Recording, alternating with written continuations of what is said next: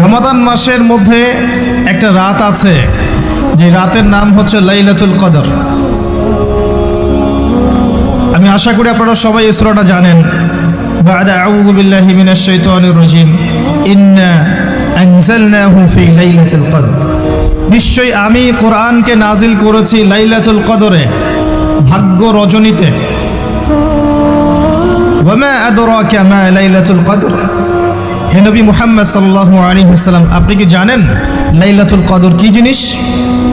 লাইলাতুল কদরি খায়রুম মিন আলফি শাহর। লাইলাতুল কদর হচ্ছে হাজার মাসের চাইতে উত্তম। এখানে গাণিতিকভাবে ব্যাখ্যা করতে যাবেন না 1000 মাস সমান সমান কত বছর হয়, ব্যাপারটা এমন নয়। এখানে আধিক্য বোঝানো হয়েছে। হাজার হাজার মাস ইবাদত করলে যে নেকি হয়, এক রাত ইবাদত করলে সে নেকি হয়ে যাবে ইনশাআল্লাহ। এই রাতে কি হয়? স্পেশাল তানাজ্জালুল মালাইকাতু ওয়ার রূহ। এই মাসে আল্লাহর পক্ষ থেকে আল্লাহর ফেরেশতারা নেমে আসেন। কোথায় নেমে আসেন? পৃথিবীতে। তাদের সর্দার হিসেবে থাকেন জিবরাইল আলাইহিস সালাম। তানাজ্জালুল মালাইকাতু ওয়ার রূহু ফিহা বিইذনি রাব্বিহিম। আল্লাহর রবের আদেশে তারা এই কাজটা করেন। মিন কুল্লি আমর, প্রত্যেকটা বিষয়ের ফয়সালা হয় এই রাতে। আপনার আমার তাকদীর লেখা হয়েছে আসমান জমিন সৃষ্টির 50,000 বছর আগে। আপনার আমার তাকদীর লেখা হয়েছে আসমান জমিন সৃষ্টির 50,000 বছর আগে। আল্লাহ পাক সমস্ত সৃষ্টির তাকদীর লিখেছেন প্রথম দফায়। দ্বিতীয় দফায় তাকদীর লেখা হয়েছে যখন আমার আপনার রূহ আমাদের মায়ের গর্ভে ছিল 4 মাস 10 দিন বয়স। ওই সময় আল্লাহর পক্ষ থেকে ফেরেশতা আসেন, এসে লিখে দেন তার হায়াত, তার রিজিক, সে সৌভাগ্যবান না দুর্ভাগ্যবান। এরপর রূহটাকে ফুঁকে দেন, বাচ্চা নড়াচড়া শুরু করে। এর আগ পর্যন্ত পেটের মধ্যে বাচ্চা নড়াচড়া করে না। যখন রূহটা ফুঁকে দেওয়া হয় তারপর থেকে বাচ্চা নড়াচড়া শুরু করে। দ্বিতীয় দফায় তাকদীর লেখা হয়। এরপরে তৃতীয় দফা লেখা হয় এই লাইলাতুল কদরে, যে আগামী 1 বছর কি হবে, আপনি কি করবেন। অর্থাৎ 1 বছরের বাজেট প্রণয়ন করা হয় প্রত্যেক লাইলাতুল কদরে। তানাজ্জালুল মালাইকাতু ওয়ার রূহ ফিহা বিইذনি রাব্বিহিম মিন কুল্লি আমর। এই রাতের আরেকটা বৈশিষ্ট্য হচ্ছে সালামুন হিয়া হাত্তা মাতলাইল ফজর। ফজর পর্যন্ত এই রাতে শান্তি শান্তি শান্তি শান্তি প্রশান্তি বজায় থাকে। এই রাতে আপনি যে দোয়া করবেন, যে কোনো দোয়াই করবেন, যদি আপনার রিজিকটা হালাল হয় ইনশাল্লাহ কবুল হয়ে যাবে। যে কোনো দোয়া। এই রাতে যারা ইবাদত করে দাঁড়িয়ে দাঁড়িয়ে, তাদের চতুর্দিকে ফেরেশতারা সমবেত হন, তাদের দোয়ায় তারা শরীক হন, তাদের জন্য দোয়া করতে থাকেন। ঠিক তখনই দেখবেন মুমিন বান্দার চোখ দিয়ে টপ টপ করে পানি পড়া শুরু হয়েছে। আপনি ফিল করতে পারবেন যে আপনার দোয়া আল্লাহ কবুল করছেন। এই রাতের ইবাদতকে 1000 মাস দিয়ে গুণ করলেও কখনো সমান হবে না। একটা রাত ইবাদত করলে আপনি হাজার হাজার মাসের নেকি পাচ্ছেন। এই সুযোগটাকে ছেড়ে দেওয়া যায়? কবে এই রাত স্পেসিফিকলি বলা যাবে না 27 তারিখেই, স্পেসিফিকলি বলা যাবে না যে 21-এর রাতেই, 23-এর রাতেই বা 25-এর রাতেই। নির্দিষ্ট করে বলার কোনো সুযোগ নাই। নবী সাল্লাল্লাহু আলাইহি ওয়াসাল্লাম লাইলাতুল কদর পেয়েছেন এবং ওই রাতে বৃষ্টি হচ্ছিল। তিনি সেজদা করছেন, তার কপালের মধ্যে মসজিদে নববীর যে মাটি আছে এই মাটির কাদা লেগেছিল। তখন কিন্তু মসজিদ টাইলস ফিটিং ছিল না। মাটির মসজিদ থেকে নবী সাল্লাল্লাহু আলাইহি ওয়াসাল্লাম বিশ্ব পরিচালনা করেছেন। আর আমাদের এখন তাজমহলের মতো মসজিদ, হেদায়েতের কোনো হও নাই এখানে। এটা আখিরুজ্জামানের সাইন, মসজিদগুলো হবে চাকচিক্যময়, হেদায়েত শূন্য।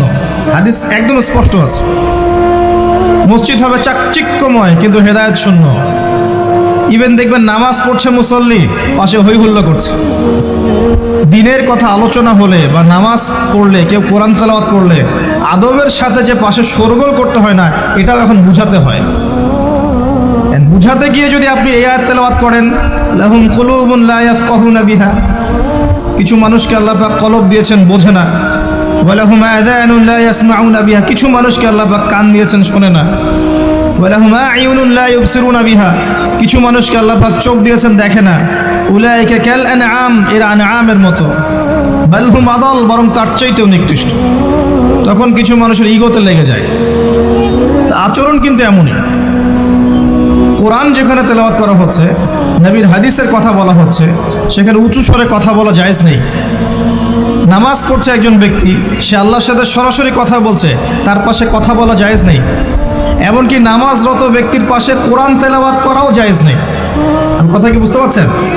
একজন ব্যক্তি নামাজে দাঁড়িয়েছে, আল্লাহর সাথে কথা বলছে, পাশে আপনি কোরআন তেলাওয়াত করতে পারবেন না জোরে জোরে।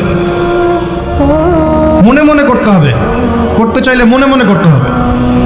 অনেক সময় মসজিদের ভিতরে দেখবেন নামাজ পড়া হচ্ছে, শোরগোল করছে। নবী সাল্লাল্লাহু আলাইহি ওয়াসাল্লাম বলেছিলেন, আখিরুজ জামানে, তিরমিজিতে আছে হাদিসটা, আখিরুজ জামানে ইসলামের নামটুকু থাকবে, ইসলামের প্রকৃত বিষয়গুলো থাকবে না। কোরআনের মাসহাফ থাকবে, যে মাসহাফ, কোরআনের মাসহাফটা থাকবে, এর শিক্ষাগুলো থাকবে না। মসজিদগুলো হবে চাকচিক্যময়, কিন্তু মসজিদ হবে হেদায়েত শূন্য। আর চতুর্থ লাইনটা আরো ভয়ঙ্কর। 4 নম্বর লাইনে গিয়ে নবীজি বলেছেন সাল্লাল্লাহু আলাইহি ওয়াসাল্লাম, আসমানের নিচে জমিনের উপরে আল্লাহর সবচেয়ে নিকৃষ্ট সৃষ্টি হবেন এক শ্রেণীর আলেম, যাদের থেকে ফিতনা ছড়াবে এবং তাদের দিকেই ফিতনা ফিরে আসবে। তিরমিজির মধ্যে হাদিসটা আছে, যে কোনো আলেমকে জিজ্ঞাসা করে এটা কোন শ্রেণীর আলেম, এটা বোঝার জন্য আপনার পিএইচডি করার দরকার নাই। যারা দিনকে দুনিয়ার বিনিময়ে বিক্রি করেছে, তারাই সেই শ্রেণীর আলেম। যারা সত্য কথা বলতে ভয় পেয়েছে, তারাই সেই শ্রেণীর আলেম। যারা সত্যকে মিথ্যার সাথে মিশ্রিত করেছে, তারাই সেই শ্রেণীর আলেম। এবং যারা ইসলামের নামে উম্মাকে শতদা বিভক্ত করে দিয়েছে, এরাই সেই শ্রেণীর আলেম। নবী করিম সাল্লাল্লাহু আলাইহি ওয়াসাল্লাম বলেছেন, লাইলাতুল কদর আমি পেয়েছি, কপালে কাদামাটি ছিল, বৃষ্টি হচ্ছিল, তার মানে ওই রাতে বৃষ্টি হতে পারে, ওই রাতে বৃষ্টি হতে পারে। লাইলাতুল কদরের আলামত, রাতের বেলা বৃষ্টি হতে পারে। বৃষ্টি হয়েছে, তিনি নামাজ পড়েছেন, কপালের মধ্যে কাদা লেগেছিল, তিনি বের হয়েছেন, সাহাবীদেরকে বলবেন কোন রাতটা লাইলাতুল কদর, আজকের রাতটা লাইলাতুল কদর, এটা বলতে বের হয়েছেন। বের হয়ে দেখছেন দুজন মুসলিম আপোষে ঝগড়া করছে। লিসেন টু মি, দুজন মুসলিম আপোষে ঝগড়া করছে। আমরা বলি না যে মুসলিমদের মাঝে ইখতিলাফগুলো রহমত, আমরা বলি না? দুজন মুসলিম আপোষে ঝগড়া করছে, এই কাজটার কারণে আল্লাহ রাব্বুল আলামিন নবী সাল্লাল্লাহু আলাইহি ওয়াসাল্লামের হৃদয় থেকে এই কথাটাকে তুলে নিলেন। তিনি আর বললেন না এক্স্যাক্টলি কোন রাতে লাইলাতুল কদর ছিল, তিনি বলতেই বেরিয়েছিলেন যে কোন রাতে লাইলাতুল কদর ছিল। আমাদের ইখতিলাফের কারণে আমরা সেই নির্দিষ্ট রাতটাকে হারিয়ে ফেলেছি। তবে এর মধ্যেই খায়ের আছে, এর মধ্যেই কল্যাণ আছে। আরবিতে একটা প্রবাদ আছে, কুল্লু শার ইউজাদু ফিহিল খায়র, প্রত্যেকটা অকল্যাণের পিছনেই কোনো না কোনো কল্যাণ আছে। নির্দিষ্ট করে বলে দিলে আমরা বাকি রাতগুলো জাগতাম না। নবী সাল্লাল্লাহু আলাইহি ওয়াসাল্লাম এখন বললেন যে আমাকে ভুলিয়ে দেওয়া হয়েছে কোন রাত, তোমাদের ঝগড়ার কারণে। অতএব তোমরা শেষ দশকের বিজোড় রাতগুলোকে তালাশ করো। শেষ দশকের বিজোড় রাত বলতে 21-এর রাত, 23-এর রাত, 25, 27, 29, এই 5টা রাতের যে কোনো একটা লাইলাতুল কদর। এই রাতে ইবাদত করলে এত নেকি হচ্ছে, কারণটা কি? রাত আর দিন কি ডিফারেন্ট কিছু? প্রত্যেক রাতেই কিন্তু আল্লাহ পাক প্রথম আসমানে নেমে আসেন, প্রত্যেক রাতে, শুধু শবে বরাতের রাতে নয়, শুধু নিসফে শাবানের রাতে নয়, কিন্তু প্রত্যেক রাতেই আল্লাহ পাক প্রথম আসমানে নেমে আসেন। তিনি কিভাবে নেমে আসেন এটা ব্যাখ্যা করার দরকার নেই আমাদের। আল্লাহ পাক বলেছেন নেমে আসি, বাস আসি। কারণ সবকিছু আমরা যুক্তি, বিজ্ঞান, দর্শন দিয়ে প্রমাণ করতে পারবো না। পারবো? সায়েন্সকে জিজ্ঞাসা করেন যে স্বপ্নের ব্যাখ্যা কি, ঘুম কাকে বলে, আত্মা কাকে বলে, আত্মা কঠিন না তরল না বায়বীয়, পারবে সায়েন্স ব্যাখ্যা করতে? কবরের আযাব কি, জিন জাতি কি, জিন জাতি কাকে বলে, জিন জাতি কেমন দেখতে, মালায়েকা কেমন, তারা কিভাবে কাজ করে, তাদের ফাংশন কি, তারা কি ব্যাখ্যা করতে পারবে?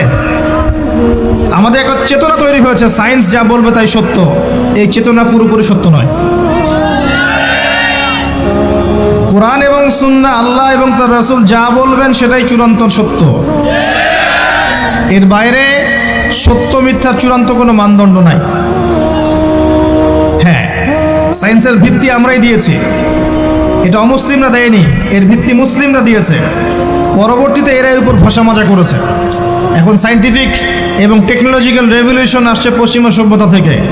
এই সভ্যতার ধারক বাহক ছিলাম আমরা। সভ্যতা এদের দ্বারা শুরু হয়নি, সভ্যতা নবীদের দ্বারা শুরু হয়েছে।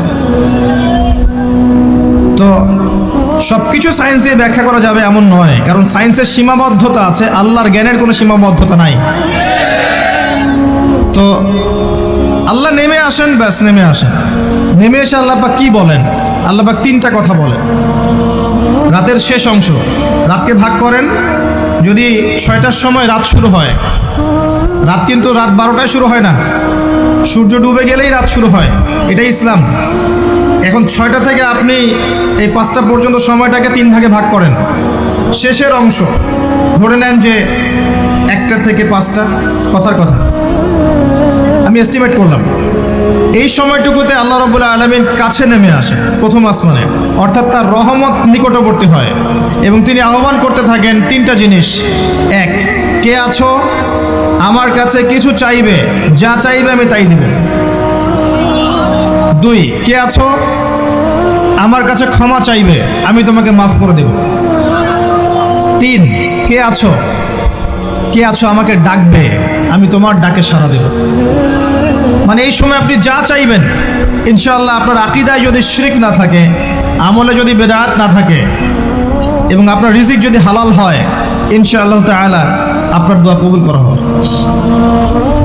আল্লাহ পাক প্রত্যেক রাতেই নেমে আসেন। তাহলে লাইলাতুল কদরকে এত স্পেসিফিকলি ইম্পর্টেন্স দেওয়ার কারণ কি? একটাই কারণ, মনে রাখবেন, লাইলাতুল কদরকে মর্যাদামণ্ডিত করার এবং রমাদান মাসকে শ্রেষ্ঠ মাস মর্যাদামণ্ডিত করার একটা কারণ, only one reason behind it, সেটা হচ্ছে এই মাসে এবং এই রাতে আল কোরআন নাজিল হয়েছে। কথা কি বুঝতে পারছেন? কোরআন নাজিলের কারণেই এই মাসটা মহামান্বিত, কোরআন নাজিলের কারণেই এই রাতটা সম্মানিত। ইন্না আনজালনাহু ফি লাইলাতুল কদর। আসুন সামনে যাই। নবী করিম সাল্লাল্লাহু আলাইহি ওয়াসাল্লাম যখন এই জাহেলি যুগে বাস করছেন, এই লাইলাতুল কদরে রমাদান মাসে আল্লাহ পাক কোরআন নাজিল করলেন। কি জন্য নাজিল করলেন?